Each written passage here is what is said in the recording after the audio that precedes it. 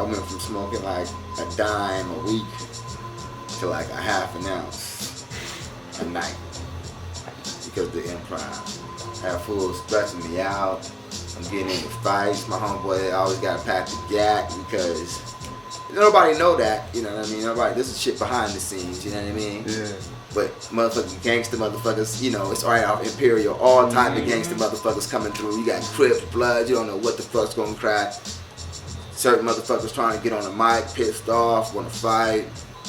I mean, one time I remember all the 5% of all the guys came up and blasted all the white cats. They was all feeling crazy.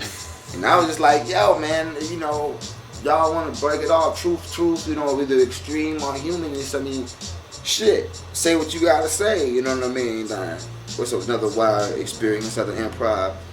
Me and Eclipse was handcuffed to each other, had the microphones, you know what I mean, going back and forth across the stage, and boy was so hyped after the show, he's like, man, no, whoever want to battle, fuck it.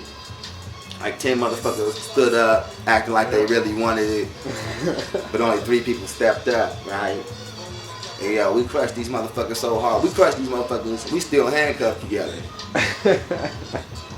Like I had a cuff right here and I had a mic in his hand right here, and he was cuffed right here and had the mic in his hand, so we both was like kind of cuffed together, like pulling the mic out each other's, you know, mouth and shit. And shit was off the meter, man. Mad visual shows we pulled off there, you know what I mean? And just crushed these fools and told them to never come back, and they never did, you know. We got all these cats. You know, that part right there, that was the improv. I know what it did for me. It did a lot of good things for me, you know what I mean? As far as me, I was real happy being able to perform a service for the community. You know what I mean? And whether certain of the MCs that came out of it or whoever was even going there, you know, hating on me or whatever the fuck, whether they know it or not, I was getting, you know, having happiness of even having them elevate. You know what I mean? It's like giving $1 to a motherfucker that spit on you, you know what I mean? It's a bump, you know what I mean? You don't know no better, but here, you need this dollar more than me, you know what I mean? But it's like, not like a, you know, that was the right analogy, you know what I mean? Yeah, right. But you know what I mean? Like, straight up, I'm happy everybody had that experience, because I'm pretty sure a lot of cats was, you know, in a different evolution than me at that time. And that was like a power bar to the future. Yeah. You know what I mean? Every Sunday, day in and day out, you can practice on stage. Yep. Shit. You know, that's where motherfuckers went and found their skill. You know what I mean? I ain't saying fools, you know, biting off each other or whatever that, but people, you know, you had a chance to fucking be on stage and find yourself. Fuck it. It's a group of motherfuckers that's afraid to be on stage because they never fucking been on stage. Right. You know what I mean? So you got all these cats getting a chance of being on stage in front of 100 people every week.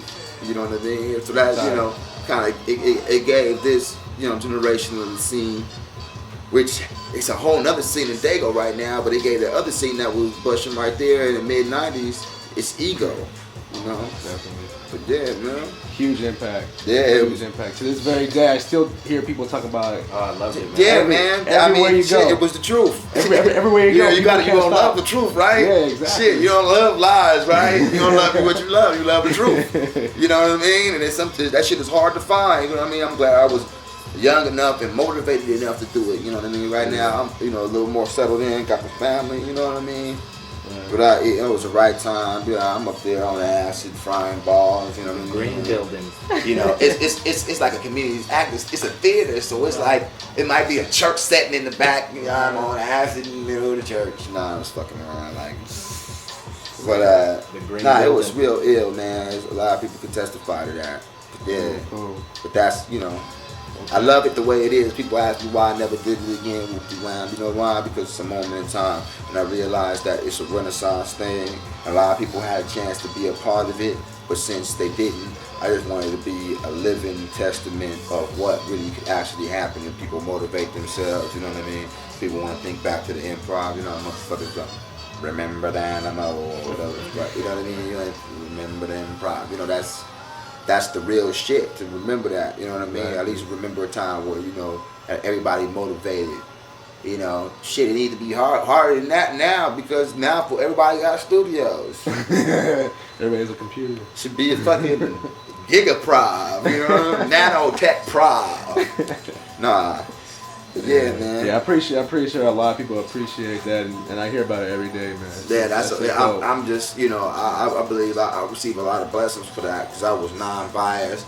I mean, it was points where a motherfucker the mic didn't get hot till halfway through the list. Then now 50 motherfuckers want to sign the list, and there's no fucking way everybody can do it. Oh, fuck you, man. Yeah.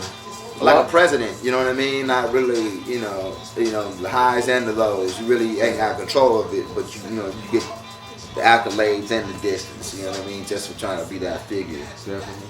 Yeah. A lot of groups and a lot of people networked off out of that spot, right? Yeah. Like a lot of groups formed. A lot of people started doing things. Yeah, we had Kevin Green, you know, which was basically, you know, the drum machine. Bernard Purdie of SD or the West Coast, actually, you know what I mean, of this generation, because he's a backbone. We had Zodak coming through on the bass, avidly, and on the turntable, killing shit up.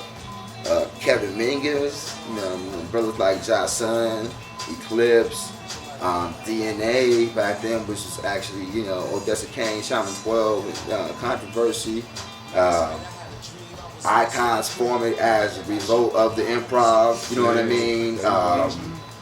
You know, just everybody being motivated, you know, a lot of shit formed because of that, you know what I mean? And I mean, it's a trip, you know what I mean? I put out a tape, CD tape, you know, Michael Crucifixion. Nobody in my crew sold that besides me. You know what I mean? But that was my cross to carry, you know what I mean? And if I wouldn't have woke up that morning and seen that picture and drew it and put that shit out, then a lot of other shit wouldn't have happened. So that's when you start going into understanding and controlling how you master your reality. And as a young Elohim seed, I knew how to master my reality. I knew how to turn the shit into reality. Like, damn, if I do this and this, then 5 minutes from now I'm gonna feel like this. You know what I mean? So I started really connecting that as a young age, and damn, yo, it came out pretty cool, man. Right. Yeah, it was a blessing. All right.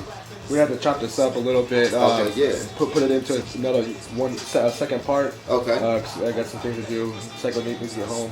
Okay. But give a quick overview on how Masters got started.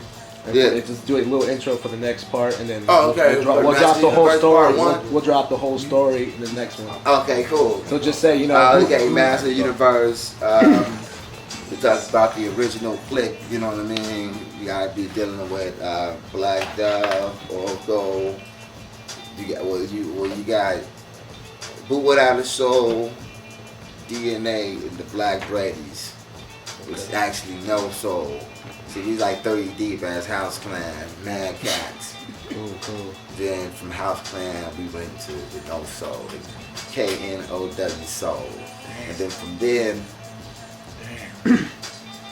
it was the Master Universe, Who's Left. You know what I mean? Right. And then we'll get more. And it was actually going to be my homeboy, you know what I mean, Zombie 619er. You know what I mean? Pieces of the Dream. It was supposed to, Master Universe was going to be a name of his song on Michael Crucifixion. And I was like, you know, when we was doing Michael Crucifixion, we didn't have no fucking name.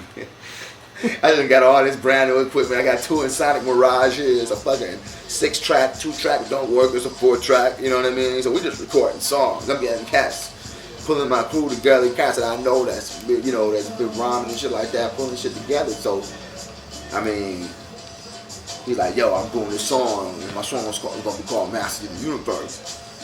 I was like, oh man, that's some fucking ill shit, because I had a Master of the Universe lunch pill that had spray painted up and shit like that for years. I was like, oh, that shit was right in front of me. I didn't even know. I was like, everybody's been calling me ORKO for years and thinking that's what that shit is from. I was like, nah, man, that's the name of the new clip. Because right then we was shedding skin from No Soul to Master of the Universe. Right. So we shed a skin, and then from there it just remained it to 13 cats. And that's what we're gonna take back up. Right. And then that's when we're gonna get into the lunch pail, walking around with their tapes and stuff. Oh man, I was gonna get Beat Boy Summit 1, blowing cats up with the Cry Line bomb. You know, I had made it just 2 days before. You know what I mean? Had the wax up in it.